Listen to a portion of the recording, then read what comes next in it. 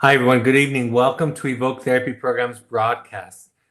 I really mistitled this broadcast when I sent out the invitation because I talked about it being a book review of Meeting the Shadow, a book of a compilation of authors and essays on Carl Jung's idea of the shadow, and the subtitle is "The Hidden Power of the Dark Side of Human Nature." And rather than review, because this there's a few reasons why it's not going to be a review. Number one, I haven't read the whole book in 20 years.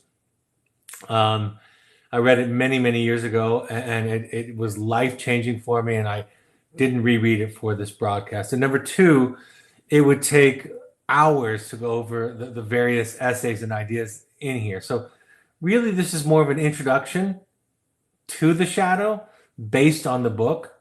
And so, if you're interested, if this sounds like work that might intrigue you or might be helpful for you, then you can read this book by Zweig and Abrams. And it's not a book that you have to go through from front to back. It's one that you can pick and choose from.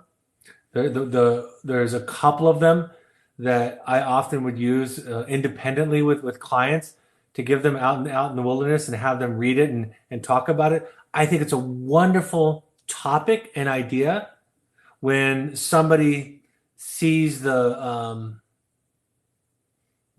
issue. I'm going to start over again, actually. Somebody's saying they can't hear me. Can the rest of you hear me?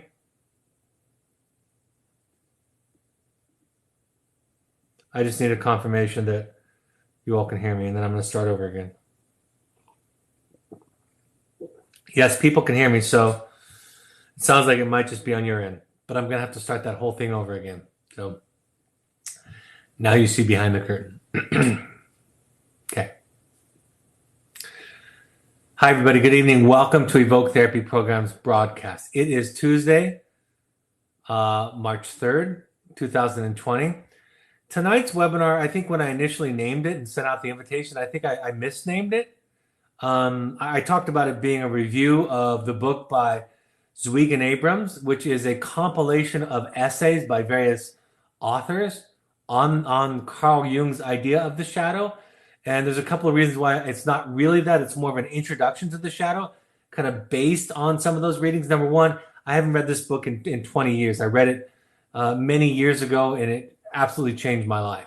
And so I did not reread the book for this. Number two, to go over the various essays, it would be many hours long broadcast, right? Each of the essays themselves are very rich and diverse. We would often use a lot of these essays independently with our clients to have them read and go over to understand various parts of themselves. I think it's a very shadow work or understanding the shadow, and I'm going to get into that. I think it's very good for people who think that the goal of therapy is to be good, right? That the goal of therapy is to behave and to behave well. I think it's very good for people who focus on symptom reduction.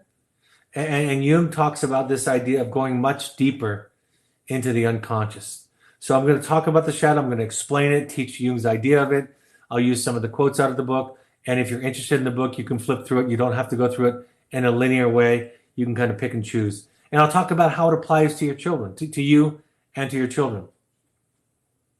I love this quote. This is actually from Connie Zweig, who wrote another book about the shadow. And this is a quote from her book there, where she says, "I began to believe that the way I led my life was the source of my pain." I think when we have struggling children or loved ones who are in distress, spouses, whomever it might be, I think it's very easy to get confused and to assume that the source of our anxiety, the source of our distress in life is them. And what Jungian psychology talks about and teaches, along with many other philosophies and approaches, is that the problem is us and our relationship to it, right? How we perceive it. And hanging our hat on, for example, a child who's an identified patient is very convenient for us because then the problem becomes outside of us, right? And we all know what that leads to. That leads to an instinct, an impulse to try to fix things outside of us so that inner sense of turmoil is soothed. Of course, on the other end of that equation, it's a very miserable process to be turned into the project. And sometimes it happens so subtly. Sometimes it happens when we're falling in love, right? We find a spouse that we can soothe and manage, and that gives us a sense of well-being, and we call that falling in love. So what I talk about all the time and what this book does so well to unearth for us is that it is our selves, our own self and our relationship with life that becomes the problem. She says further in the same passage, she says, as my emotional turmoil subsided, I grew less engaged politically with the enemy out there and more engaged with the battleground within. Right? This is the shift. This is hopefully the shift that the parents who do this work, those who are listening to the podcast and reading my book, those who are engaged in therapy and 12-step meetings, those who are doing their own work, this is the shift, right? It's not that we become passive in our activism, but we realize that the real battle that's going on is inside of us. And some kind of awareness, observation, mastery, making peace with that changes our relationship to everybody else. This is a quote from Carl Jung, who coined the term shadow to describe that part of ourself that is unconscious, where we store parts that those in our lives, in our culture, in our family find acceptable. We shove those parts into that dark place. This came out of a dream that he had. He said, when I woke, I realized that once the figure was my own shadow swirling in the mist. He saw this dark shadow behind him, brought into being by the little light I was carrying. There's some typos in this, I'm sorry. I needed to get this little light that was my consciousness, the only light that I have. Though infinitely small and fragile in comparison to the powers of darkness, it still is a light, my only light. I'm sorry that I completely butchered that quote. But basically, he talked about the light that we see, kind of the only light that we have, our light, is the thing that creates the shadow, right? The things that we have in our conscious mind, the things that we allow to stay integrated as part of us. So that's the light, that's the ego. That's what creates the shadow. It's everything in the shade. Everything that is found to be unacceptable. A famous quote by Jung said, one does not become enlightened by imagining figures of light, but by making the darkness conscious. The latter procedure, however, is disagreeable and therefore not popular. I want to be as clear and emphatic about this as possible, especially if you're watching or listening to this in light of your children, in light of their problems. That there is great power and wisdom and creativity in the shadow. The symptoms, right? The acting out, the manifestations of this darkness, while they might be terrifying, scary, dangerous, all those things can be true. If we can develop the ears, the hearing, to listen to what it's trying to tell us, we get access to all those treasures I just discussed. And what gets confusing, I think, for a lot of parents is this idea that their children kind of, the shadow takes over them, right? They become embodied, the embodiment of their own darkness. And what's counterintuitive is it's because they haven't spent some time understanding what's lost, understanding what's hurt, understanding what they were told to be afraid of. So shadow work is about integration. Shadow work is about confronting what scares us. I talk about this idea in dream work, for example. It's not a very uncommon idea, very, very common. If we can learn in our dreams, and sometimes in my experience, this comes out of our work while we're awake, if we can learn to turn to the thing that scares us, to the scary wolf, right? Or the monster, or just the dark and shady figure. if we can turn to it and look to it and ask it what it wants to tell us, it can often offer us great wisdom. Because the things in our dreams can't kill us. It's just a dream. The things that are in our dreams that we're afraid of are the things that we've been told to be afraid of. That we've been told that if we don't pay attention from them or run from them or try to destroy them, that they will destroy us. And it's simply not true.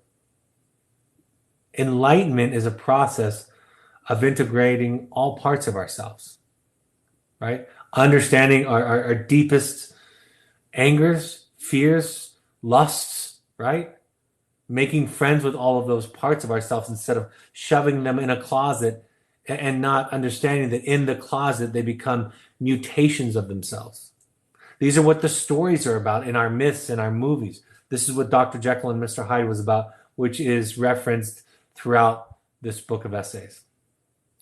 Like I said, the ego is the light and the shadow is the shade.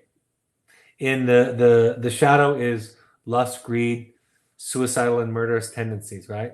And like I've talked about, even with, one of the reasons why we have them write an impact letter to you, and I said this to somebody just today. I said, if you're going to write an impact letter, don't worry about how good it is. In fact, it can be blaming, attacking, vilifying, exaggerated. For now, you don't even have to share it. And then let's look at it and then let's find the truth that's hiding in it. But because in many families, confronting mother or father or brother or sister was we were told that it was self-indulgent. We were told that it was blaming, that it was making excuses, not being accountable and responsible, right? We were told all those things, which were really a defense against our own inadequacies, our own insecurities. So the child internalizes that sensibility, right? Many students resist the impact letter.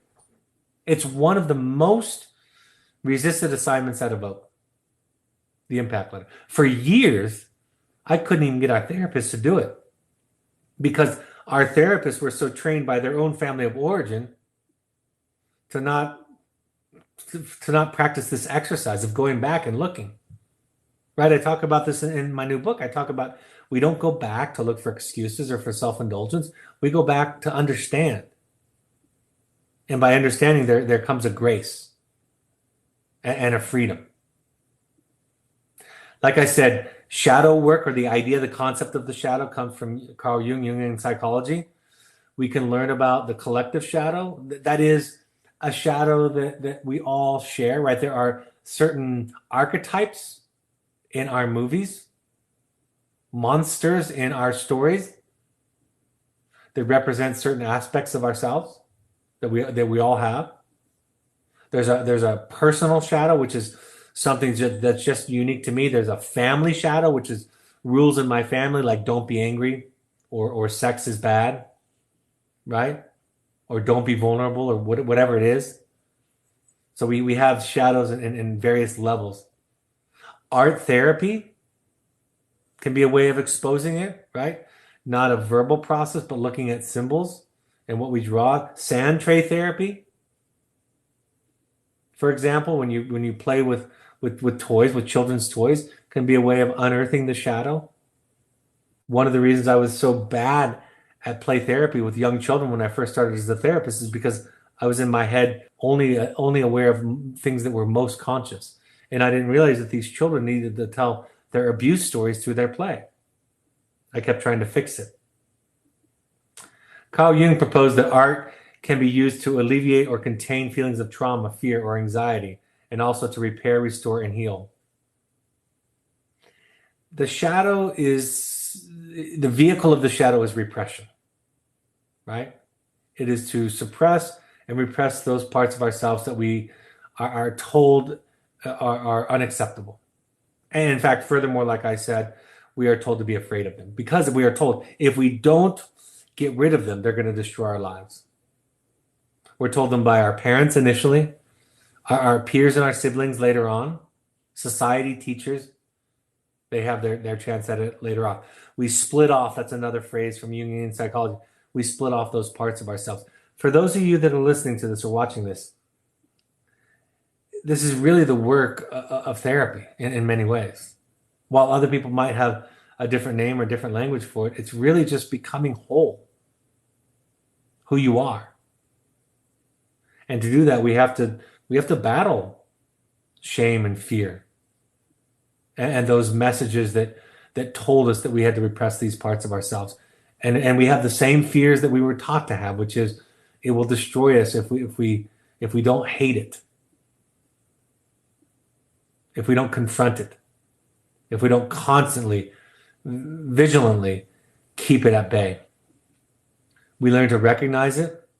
I talk about this with the students all the time. I talk about this with adult clients. Before you get rid of it, whatever it is, let's spend some time observing it, watching it, understanding it. It's hard for all of us because of shame.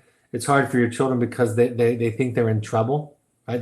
That's the only morality. That's the only way they can make sense of it, is getting in trouble. It's a primitive way of thinking about it. So when a child is throwing a tantrum, is lashing out, we try to create as much safety, of course, for everybody in the group. But we also try to spend some time and say, it's important to understand the work that's going on for you. Like what's this serving? The purposes of destructive behaviors assignment is that assignment. The war story is shadow work. Tell me about a time, something that you would have gotten in trouble for, maybe even a reason that you're here, and tell me about it like you're bragging about it. Tell me about it like you're trying to sell yourself to me that I would want to hang out with you on a Saturday night as a teenager. And that kind of leaning into it work is a way of integrating and understanding it and listening to it and learning about ourselves. We create balance and harmony, right? We stop raging the war inside of us. The shadow work was in contrast to Freud, because Freud talked about the drives that we had to manage. And he talked about, it was a very individual process, right? It was all about each individual. And Jung talked about this collective idea, these archetypes and these themes that were present with everybody in our culture, in all time, not just our current culture. How do we meet the shadow? It's in our exaggerated feelings about others, right? When we have strong reactions to others, that can be parts of our shadow that we've split off from ourselves and we see in others. And negative feedback that we get from others who serve as mirrors, right? So sometimes listening to what people have to say about you can tell you a little bit about yourself that you're not aware of. Those interactions in which we continually have the same troubling effect on several different people. If you get told you have a tail over and over again, you might want to look and see what's poking out your pants in the back there. In our impulsive and inadvertent acts, the things that when people say to me, and this happens all the time in the field, all the time with my clients, they'll say, I wasn't myself, right? Something came over me.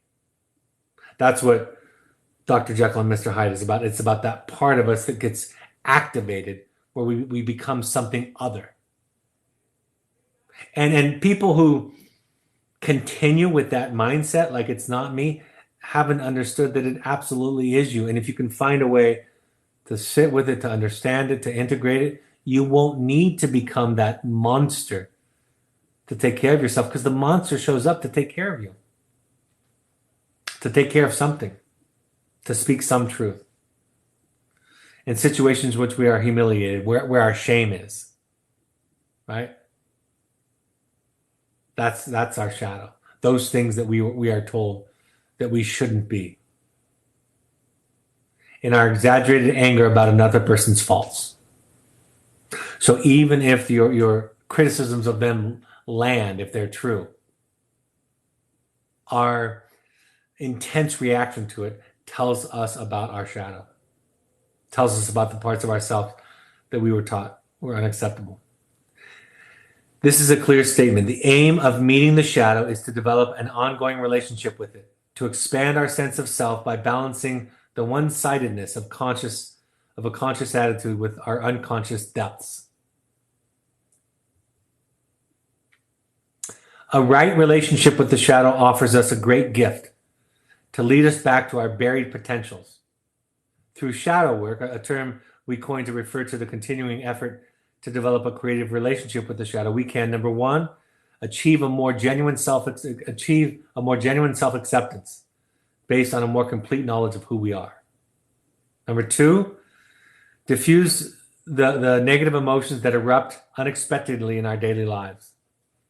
Number three, feel more free of the guilt and shame associated with our negative feelings and actions. Number four, recognize the projections that color our opinions of others. Five, heal our relationship through more honest self-examination and direct communication. And last, use the creative imagination via dreams, drawing, writing, and rituals to the song of self. Right? There is to produce great art, one has to let go of fear. There's a clear relationship. To find creative solutions, one has to let go of fear. To parent more effectively, one has to let go of fear. By let go of fear, I'm not saying don't feel it. I mean sort it out. Manage it. Take care of it. Attend to it. Because if you show up afraid, you lose creativity. Neuroscience tells us that, right? You are reduced to a primal drive, which is a fight or flight or freeze drive, and creative solutions are gone. We recognize the shadow, like I said, in our humor. Much of our humor, the things that we laugh at, are shadow elements. In stories that we tell that we're drawn to, in our dreams, our fantasies, and our myths, Dr. Jekyll and Mr. Hyde is a wonderful illustration of shadow work. We see shadow in our excesses, our addictions and our perversions, and our projections, our reactiveness to situations. And Al-Anon, they say if it's hysterical, it's historical, right? That's in essence saying if you're having a big reaction to something, it's not nothing. And the answer is not to overreact, but the answer is to follow it, to see where it came from. Whenever I'm doing therapy, I'm constantly asking the question, do you know where that came from? And we definitely have our usual suspects, right? But where in your background were you told to feel bad about who you are? Because fear, shame, and guilt, they're the problem, not the solution. And we were told that they were the solution. It's incredible, isn't it? We were told that our guilt, our shame, which is just hateward turned inward, and that our fear was the solution to our problems. It's why it took me so long as a client in therapy to understand that my therapist wasn't there to kick my butt and to confront me. It took me years to understand what happened when she just spent time understanding me, providing a safe place for me, and how that healed. It takes sometimes clients I work with many years to give up on the idea that guilt and shame and fear are the saviors of their mental health. When the shadow takes over, this is when it becomes so repressed, right? That it takes over us. They can become compulsions, addictions, identifications, exaggerated behaviors, impulsiveness, dark dramatic dress, dark music, right? Identification with evil, things that we perceive as evil symbols, angry groups, rap music, satanic lyrics and literature and symbols, all that kind of stuff. Goth, when I was a kid. It's taken on several different names over the years, but when I was a kid, it was called goth. Dark, black. Vehement denials, right? The old Shakespearean idea, quote, methinks thou doth protest too much, right? Our defensiveness to something shows us our shadow. That's why when somebody tells us something about us, the more comfortable we are with ourselves, the less we are reactive to that accusation.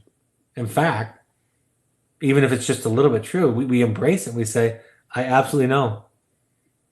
I know I'm an idiot. And then there's no fight anymore. And then you just get to be you. And then you just get to have boundaries. In our media, our art, and our heroes, we learn about it. Exaggerated feelings are things like, I can't believe he would do that. Negative feedback from others, like, this is the third time you arrived late without calling me.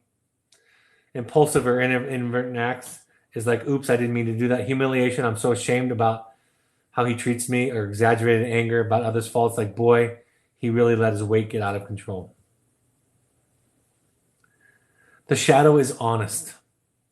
It just disguises things so that we don't recognize them. That's what happens in our dreams, right? Our dreams are Freud called our dreams the royal road to the unconscious because they always tell the truth. They are our own personal myth, and they tell the truth about what's going on in our lives. But they're disguised so that we can't recognize them until we do our work. And then it becomes easier and easier to see our dilemmas because we see them when we're awake. So dream interpretation isn't even a mystery. It becomes fairly simple. The shadow has lots of energy. It's powerful. I think I've shared before that when a client says to me, I know I shouldn't say this, but I know something rich and powerful is about to come. Something wise. Something that if we explore and look at and sit with, we'll have something powerful to tell us about that person and their dilemma with living. When it becomes hidden, those things that we it's the old child's phrase, idea is that our imaginary friends become the monsters under the bed, in the closet. When they become hidden, those parts of ourself that we are told that are unacceptable becomes hidden. It becomes mutated, perverted, and invisibly influential and takes over. I talked to a rock star one time about their tremendous success. I was doing an interview one time. And I noticed that this particular person was kind, gentle, loving, Buddhist almost like in his way that he lived his life. And I said to him, your band has a lot of satanic symbols. Tell me what that's about. Why? I know you don't worship the devil, so why do you have these things? He said, we just wanted to pick something that would piss the parents off. That's all we cared about as kids. So we picked the symbol of what they thought was evil and we just celebrated it as a way to express our anger at our parents and authority. And so when you listen to your children's music, it can be off-putting and offensive for sure. If you can, you don't have to. You don't have to do anything you don't want to, but if you can, listen to what it's trying to say. I talk about that when we were little, when I was little, I liked Tyrannosaurus Rex. That was my dinosaur, right? Most kids love Tyrannosaurus Rex or Velociraptor, right?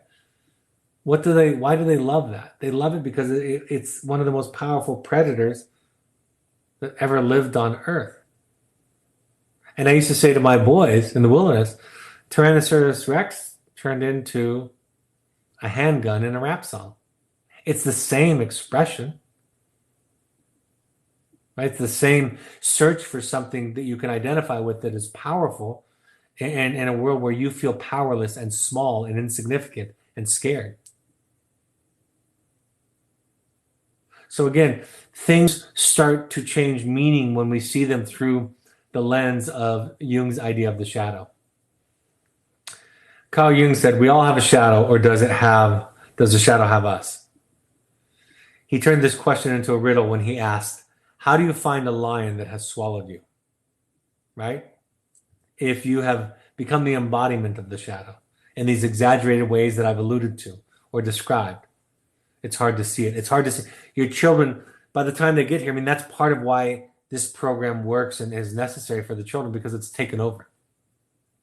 There's no way out of it except for to remove them out of the context and keep them safe, and to start to incorporate the part, to start to listen to them, to start to give them a voice about their hurt, their insecurity, their powerlessness, their fear, their sadness, their shame. And once we start to unpack all of that, the symptoms aren't necessary anymore. This is from the one of the blogs, or excuse me, one of the articles in the book. Robert Bly wrote this. He said, since the can, he kind of referred to a can or a bag as kind of a symbol for a shadow. Since the can or bag is closed and its images remain in the dark, we can only see the contents of our own bag by throwing them innocently, as we say, out into the world. Spiders then become evil, snakes cunning, goats oversexed, men become linear, women become weak. And he says, and the Chinese all look alike. We turn. Oh, this is all dictated. So that's why there's so many spelling errors. He said the Russians become weak, is what he said, and the Chinese all look alike. We turn people, cultures into monsters, right? There's the bad guy out there. Black people do this. Chinese people look like this. Germans are like this, right? We project out onto the world our own sense of inadequacy onto other people. There's no spelling errors on this one. I want to tell this story because it's in my book, and it's an example of how a shadow showed up many, many years ago when I was listening to somebody in a Sunday school class, talk about something. And this was in the context of his struggling, addicted son. And he thought he was saying something else. But of course, hearing it through my ears, I heard something different. So the gentleman teaching the lesson, it goes like this. In church some years ago, a father teaching a Sunday school lesson told us about a dream he'd had in the days leading up to his lesson. His young adult son had fallen into worldliness and was struggling with addictions. In my dream, he explained, my son and I came to the edge of a filthy, dirty pond polluted with all kinds of garbage. I knew the water was toxic, but my son did not. Before I could stop him, he was swimming out into the center of the poisoned pond. I gasped in horror as he struggled and started to sink. I was filled with pain and torment as he disappeared from sight. I couldn't save him, for if I dove into the water after him, I would also die. He told this story in the backdrop of his context. He thought the dream explained how his son was trapped and destroyed by the sins of the world. He talked about the dirty pond with disdain and dread. In one way of thinking, he was accurate in his interpretation. However, as a therapist working with young men in similar conditions, with the similar conditions as his young adult son, I thought of it in a different sense. His son was swimming into the father's rejected unconscious. Children do this. They signal to us that something isn't working. Their symptoms are the sirens letting us know that something about the context we have created for them is broken. Something powerful pulled his son into it, and he was now in the grips of life-threatening addictions. His father had to overcome his fear and rage to save his son. In a sense, the father and son will die. As the father dives into the work of confronting the unconscious aspects of himself, a new self can emerge. His son needs him to take this risk. The father must confront his fears, going after the boy, for both to have a chance at emerging as more complete and whole selves.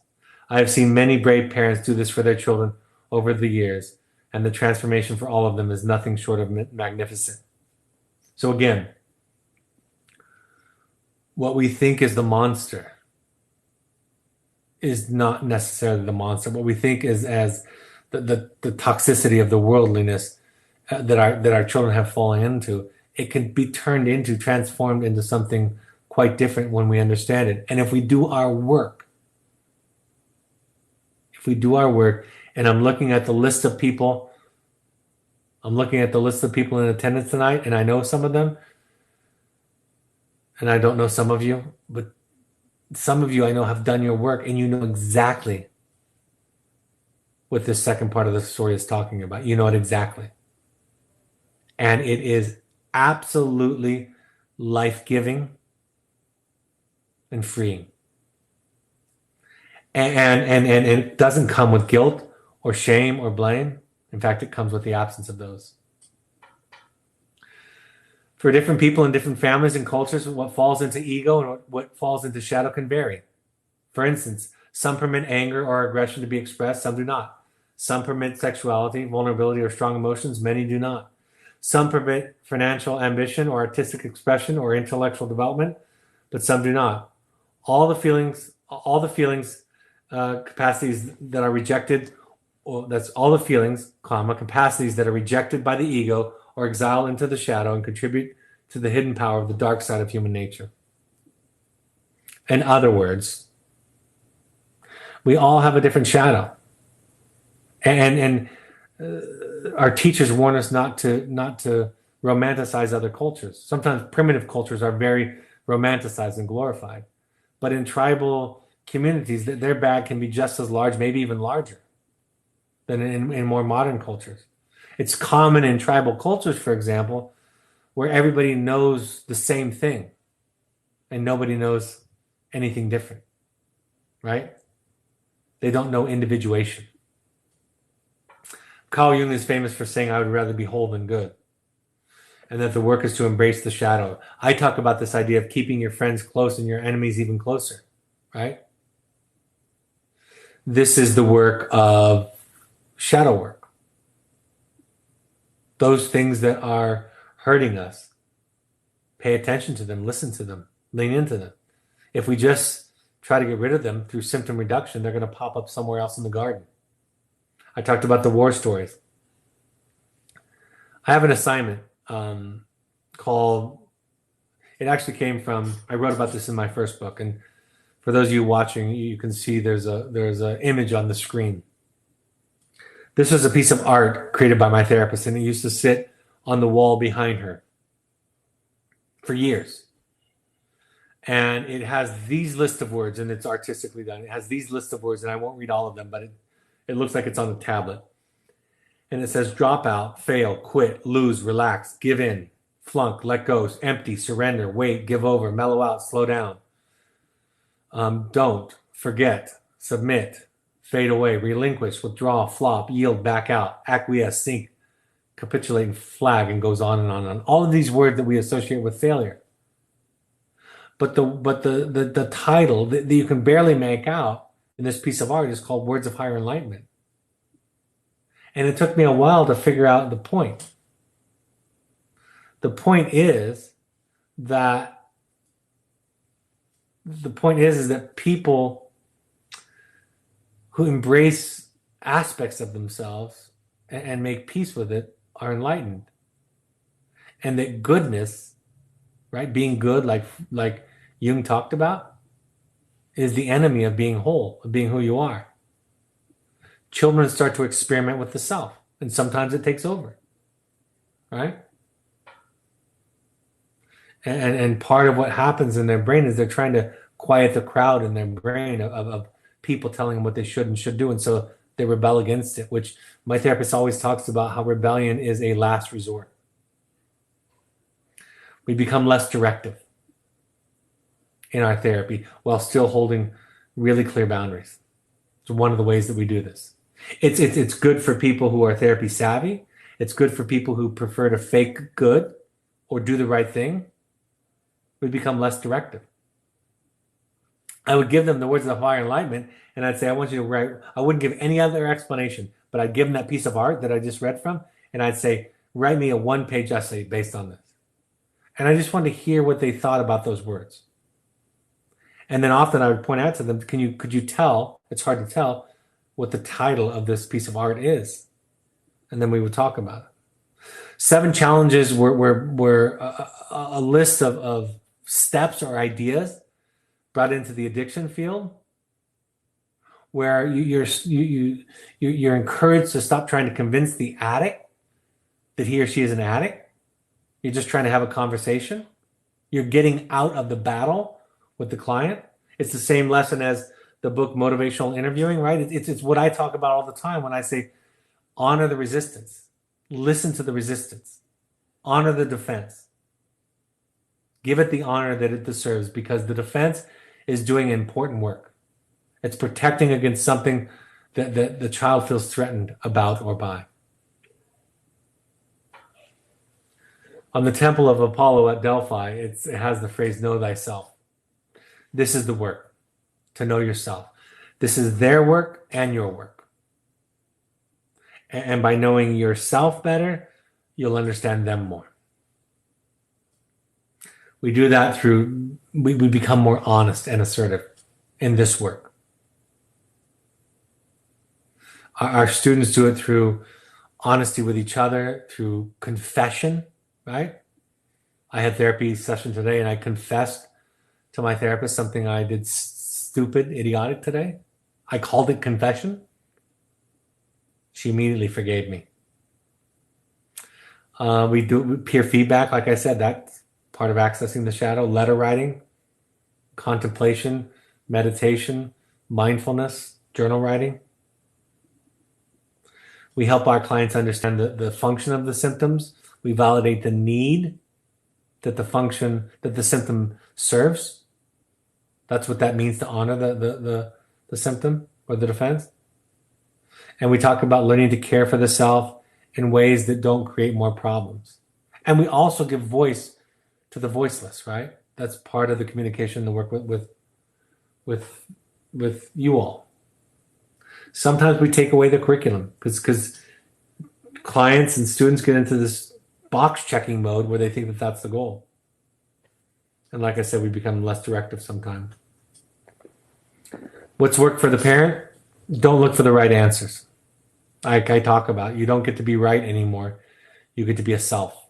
You don't get to be good anymore. You get to be a self. And that's so much better. Learn to be quieter. Learn to speak your truth. I remember I had one student years ago where his father on a parent phone call was kind of stuttering his way through it, and the student could tell. And he said, Dad, you can tell me the truth. I know you have good reason not to trust that I can handle it, but you can tell me the truth, and your lack of assertiveness with me feels manipulative and controlling. And of course, the dad would have never labeled it that, but it was. We try to reinforce honesty over compliance, and we become very slow to judge. I think I've told the story before. My son, years ago, before Banksy was nearly as popular as he is today, my son is 27, and this was probably his sophomore year of high school. He wrote a biography in his art class. My son's a great artist. In fact, graffiti art is one of his specialties. Does huge murals for people. Banksy, the enigmatic graffiti artist, my son did an essay on Banksy in his English class. It wasn't an art class, it was an English class. And the teacher completely rejected it. Gave him a C+ and talked about how it wasn't art. In fact, my son's private art teacher told my son to not include graffiti art in his art portfolio when he was applying to art schools. My son, luckily, didn't listen to his art teacher, showed his art, his graffiti art in his art portfolio to the art school, and he got into one of the most prestigious art schools in the country, the Art Institute of Chicago, and they said in part because of his graffiti art. But going back to Banksy, he wrote this essay or this paper on Banksy, got a low grade, was disappointed. Later on in the semester, the teacher went up to Park City to the Sundance Festival, and Banksy was there. Nobody knows what Banksy looks like. Well, someone does, but the public doesn't know. And Banksy was there because he left some murals on some walls, left some paintings on some walls, and there was a film there based on Banksy. I think it was called something like In Through the Exit Door, or the Gift Shop, Exit Through the Gift Shop, I think. So there was a movie about Banksy. Banksy showed up in Park City, left some things on some walls, and my son's teacher got enthralled by the story and the art and the creativity. And she came back and gave my son an A. on his paper. Reverse the grade. She didn't have the depth. She didn't have the breadth to be able to see. She had to wait for somebody at a film festival in Park City, Utah to teach her, which is okay because that's we all learn. But it just shows how sometimes we just don't know. In therapy, when doing shadow work, as Carl Jung did it, psychotherapy offers a ritual for the renewal in which the shadow personality can be brought into awareness and assimilated, thus reducing its inhibiting and destructive potentials and releasing trapped positive life energy. I have a series of quotes here. Every form of addiction is bad, no matter whether the narcotic be alcohol, morphine, or idealism. Everything that irritates us about others can lead us to a better understanding of ourselves. These are all from Jung or Jungian psychology. Nothing has a stronger influence psychologically on their environment and especially on their children than the unlived life of a parent. Right? The unowned aspects of ourselves, the unrealized aspects of ourselves are some of the greatest burdens for our children to carry, and they will carry them. We cannot change anything unless we accept it. Condemnation does not liberate, it oppresses. A man who has not passed through the inferno of his passions has never overcome them. I love this quote from Jung. Knowing your own darkness is the best method for dealing with the darkness of others. For me, that's the way that I know my clients the best. Man needs difficulties. They are necessary for health. The word happiness would lose its meaning if not balanced by sadness. There's no coming to consciousness without pain. Your vision will become clear only when you can look into your own heart. Who looks outside dreams, who looks inside awakes. This is similar. I hadn't read this quote in a long time, and I put it in my book, my new book. I talked about how when people tell me they had a good childhood, I tell them therapy can fix that. Maybe this is where I drew upon this from my own unconscious, from Carl Jung, who said, "Show me a sane man, and I will cure him for you." So, what are some take home? Value the journey over the destination and never arrive completed. Never fix it completely. Because if you fix it completely, you cease to live. Value struggles and mistakes as much as you do successes. I spend so much time with parents saying, if we could learn to value the mistakes, learn to teach our children to value the mistakes as much as we value the successes, we could help them become more whole. Value wholeness and honesty over compliance and obedience. And do your own work is almost always the answer when we are upset or wondering how to respond to our children. Sorry for so many typos for those of you looking. I dictated a lot of these because I was in a hurry preparing for the slides, so I apologize for that. I'm going to go through upcoming events, and then we'll get back to any questions if you have them. We will be in Portland, Oregon this March 6th. In Southern California, April 5th, Los Angeles area, and then New York City, we're planning on an April date.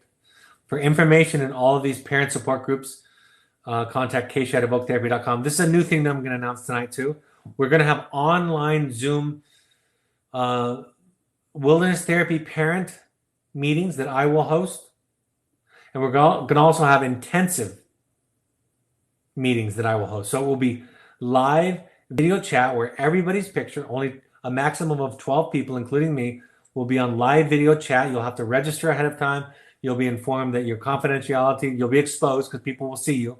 We'll only accept people that will join us with live video. And it'll be a combination of sharing and discussion. Since we can't travel all over the country all the time, this is for people who live in remote areas or areas that we don't visit as often, but it can also be for anybody. So that announcement coming soon, coming in March and April. The next parent workshop is this weekend. You can check with Keisha, Kaysha, at evoketherapy.com for an upcoming parent workshop. The next one will be in the 1st of May. We try to do them about every 6 weeks or so. If you want to do a deep dive into your own work, come to one of our intensives. That is shadow work. That is learning to visit the discarded, split off parts of yourself. Sometimes we talk about it in the context of inner child work. The next opening will be April 22nd. We have a few spots left. I'll also be in England on May 8th. That one will fill up in advance.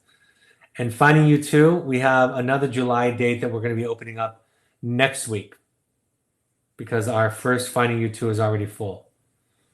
We're talking about doing a Finding You weekend in Los Angeles and New York. More to come on that soon.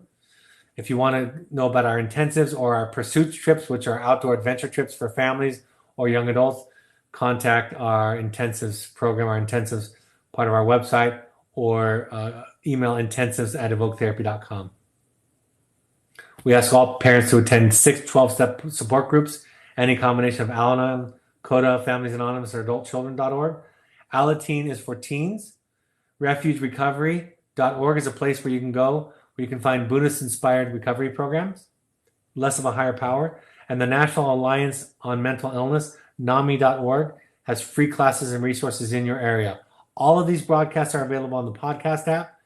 On an iPhone or iOS device, use the podcast app. On an Android device, use the SoundCloud app, or go to computer. On your computer, go to soundcloud.com. On Twitter and Instagram, you can find us at Evoke Therapy. Or you can find the Evokes Intensives on Instagram using @Evoke Therapy Intensives. On Facebook, you can find us by searching Evoke Therapy Programs. The Alumni Foundation, which raises money for people who can't afford therapy, can be found by going to Facebook and searching Evoke Therapy Programs. The Evoke Therapy blog has new content each week. My old book, The Journey of the Heroic Parent, and the new book, The Audacity to Be You, is available on Amazon. And I'm doing this thing to promote the new book. If you buy the Kindle version and give a review, I will send a signed copy to you or to anybody you want me to send a signed copy to of the new book. So if you're interested in doing that, I'm trying to promote the book and also promote just getting the message out there. Somebody asked me why I wanted to promote the book so much. And as you know, I just want to get this message of healing out to more people.